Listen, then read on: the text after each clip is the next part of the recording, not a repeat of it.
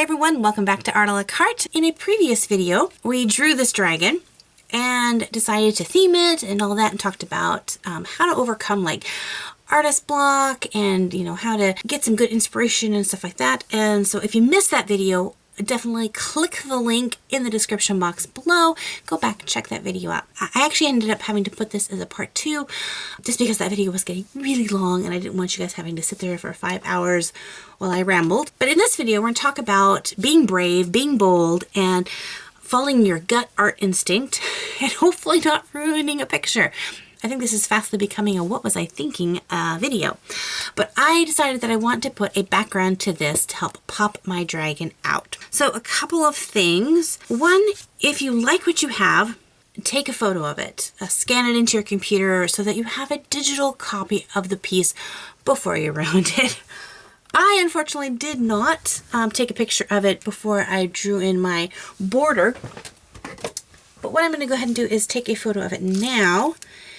That way, if I do ruin it, I can go back in and digitally remove the black line. I'll still have a nice copy. So there's one. But it is a good idea to follow your gut instinct. So what I want to ultimately do is I want a nice glowing background that glows one color into dark black. That's what I want. It may turn out that this whole thing just is now a black background because I messed up. But until then, we're going to try.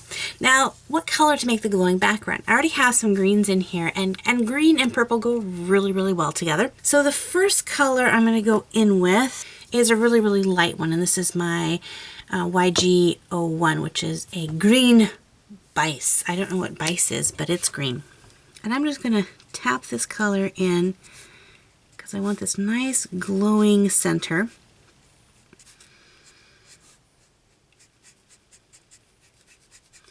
You might be thinking, oh no, this is ruining it. And believe me, I'm thinking it too. But this is what art is all about. It's taking chances, not being afraid of messing something up. Because you never know. It might mess up, sure. But it might turn out really, really cool. So in my mind, I'm imagining this circular area that's this bright glowing area. I don't want to wait too long because I want to be able to blend my colors. So now I'm getting a yellow-green 7. I'm going to sweep this color in. I want to try not to go over this edge. Now it is okay if I move it in over that yellow-green. I just kind of wanted that to kind of blend up together.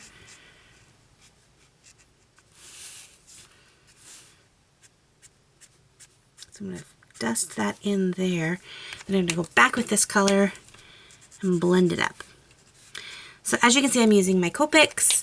I haven't been using Copics for very long, just since the end of November last year is when I got my first set of Copics. So I'm still kind of new to the wonderful world of blending Copics. So this really isn't a how to draw with Copics, but if you can learn with me, I definitely don't mind taking you along on the journey and telling you little bits of things that I have learned on using Copics. And if you guys have some tips and things that you know about Copics, definitely share them in the comments. As long as we're being kind and respectful to each other, which you guys are really good about. I love hearing from you guys.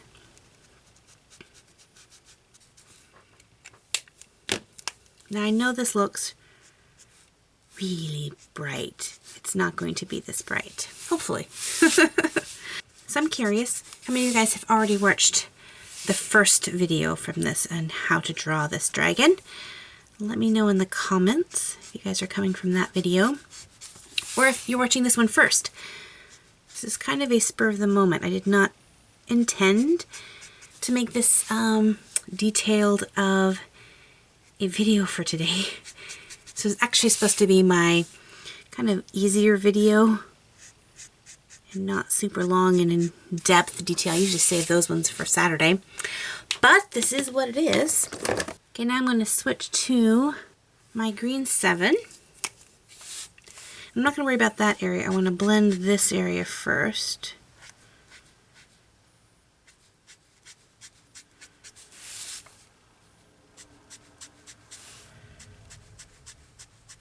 So I'm going to bring it all the way around here like this. Really want to try to be careful not to let that green go up too much onto that tail.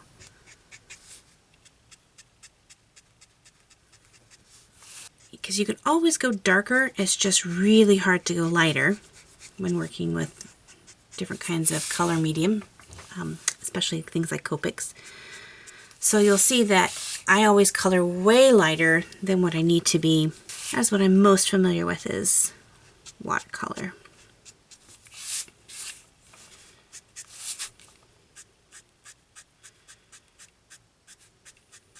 But the nice thing is that Copics work rather similar, not completely, but there's a similar tone to watercolors as to Copics. They're like cousins, maybe twice removed. Also, for those of you who are just joining this video and haven't watched the first one, my studio is under attack. Yes. For some reason, I have these little fruit flies everywhere. I didn't invite them. They didn't get the memo that they were supposed to leave. And so, as they fly by my face, I randomly snatched them out of the air. So, if you see my hand flying, that's just because I'm hunting fruit flies. Since this here is darker than this here, I'm going to forgo this highlight. Obviously it looks a little odd.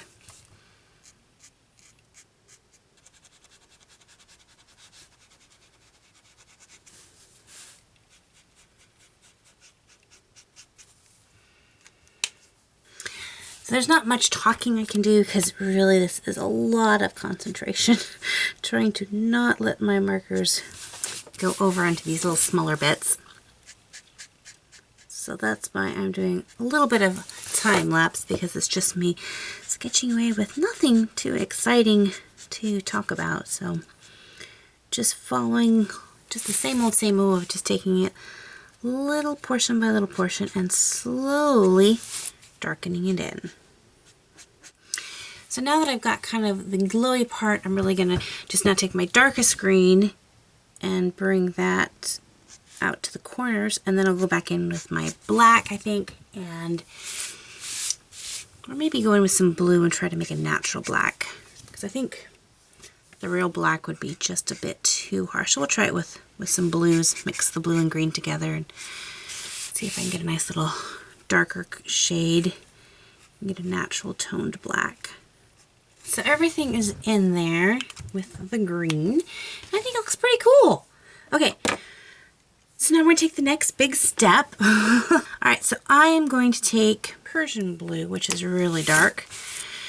Take a deep breath. I'm just going to add some of this down here in these corners just to really darken it in.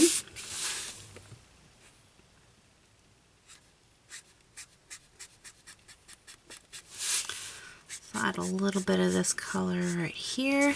Then I'm going to go back in with my dark ocean green and blend that out.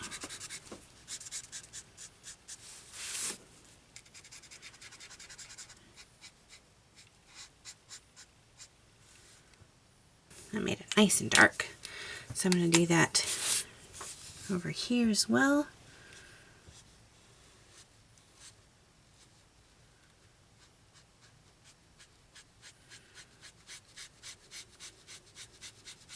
I definitely like that better than just putting in some straight black.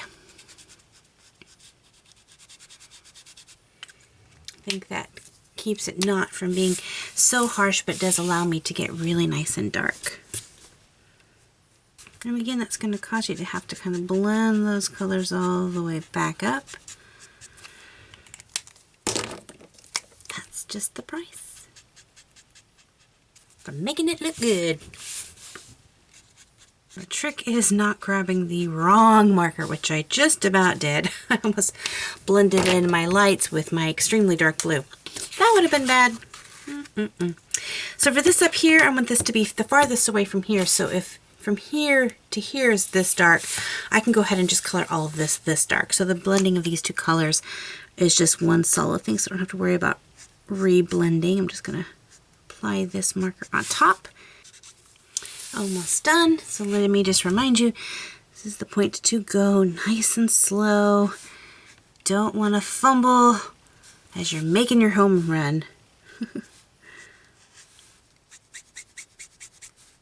So if you like this dragon and would like to have a copy of your very own, you can definitely check out my store links in the description box below. Check out my Redbubble shop where you can get this as prints, cards, stickers, stationery. Well, I don't know what they got. They got tons of stuff with this on there. Or if you want to purchase the original, I will have the original up on my Etsy shop. And again, the link to that will be in the description box below. So thanks again for hanging out with me today. And until next time, God bless you guys, and we'll see you later. Bye-bye.